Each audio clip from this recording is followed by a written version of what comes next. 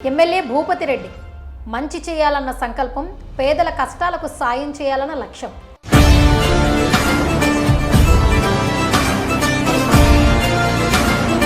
వెరసి ఆయన్ను ఒక సామాన్య వ్యక్తి నుంచి అనేక మందికి అభిమాన నాయకుడిగా ఎదిగేలా చేసింది. అధికారం ఉన్నా లేకున్నా ప్రజలకు మంచి చేయాలని ఉంటే అది ఎలాగైనా చేయొచ్చని నిరూపించిన జననేత అతను. ఆయన మరెవరో కాదు, Nizamabad rural MLA doctor Rekulapalli Bhupathi Reddy.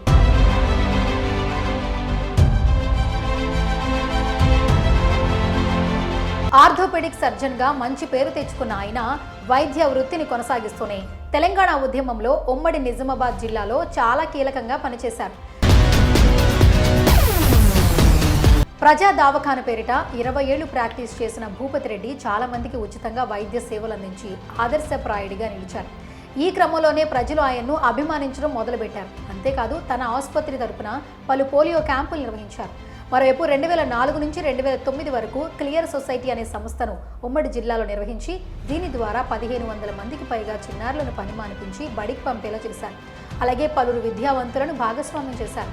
Nizamabad rural మండలం జలాల్పూర్కు చెందిన భూపతి రెడ్డి తల్లిదండ్రులు రాజారెడ్డి, లక్ష్మి భూపతి రెడ్డి 1988లో గాంధీ మెడికల్ కళాశాలలో ఎంఎస్ ఆర్థో పూర్తి చేశారు. 1993లో ఉస్మానియా మెడికల్ కళాశాలలో తరువాత ఏడాది పాటు కోయంబత్తూర్ మెడికల్ కళాశాలలో శిక్షణ తీసుకున్నారు. తదుపరి నిజామాబాద్లో ప్రాక్టీస్ ప్రారంభించారు.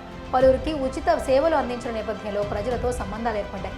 ఈ క్రమంలో 2001లో టీఆర్ఎస్లో వ్యవస్థాపక సభ్యుడిగా చేరి ఉమ్మడి జిల్లా ప్రధాన కార్యదర్శిగా పనిచేశారు. 2009 నుంచి నిజామాబాద్ రూరల్ నియోజకవర్గ ఇన్ఛార్జిగా వ్యవహరించారు. విద్యావంతులు, న్యాయవాదులు, డాక్టర్లు, మేధావులతో కలిసి జేఏసీలో క్రియాశీలకంగా పనిచేశారు. తెలంగాణ ఆవిర్భావం తరువాత 2016లో టీఆర్ఎస్ నుంచి స్థానిక సంస్థల ఎమ్మెల్సీ అయ్యారు. కానీ ఆ తరువాత బీఆర్ఎస్ నాయకత్వ వ్యవహార శైలితో ఇమడలేక పార్టీ నుంచి బయటకొచ్చారు. కాంగ్రెస్ పార్టీలో చేరి 2018లో ఎమ్మెల్యేగా పోటీ చేసి ఓటమి పాలయ్యారు. అయితే గత 5 ఏళ్లుగా నిజామాబాద్ రూరల్ నియోజకవర్గంలో కాంగ్రెస్ తరపున కార్యక్రమాలు చేసుకుంటూ వచ్చారు. గత ఏడాది నియోజకవర్గంలో పాదయాత్ర చేశారు. ముంపు బాధితులతో కలిసి పరిరక్షణ కమిటీ ఏర్పాటు చేసి విస్తృత పోరాటం చేశారు. ఇలా నిత్యం ప్రజలతో మమేకమవుతూ వారికి భరోసాగా నిలిచిన భూపతి రెడ్డి 2023 డిసెంబర్లో జరిగిన తెలంగాణ అసెంబ్లీ ఎన్నికల్లో ఎమ్మెల్యేగా విజయం సాధించారు. అంతేకాదు ఆ తరువాత నిజామాబాద్ రూరల్ నియోజకవర్గంలో పాత డిజైన్ మేరకే ₹1,00,000 సాగునీరు అందించేందుకు కృత నిశ్చయంతో పనిచేస్తా అంటూ వెల్లడించారు.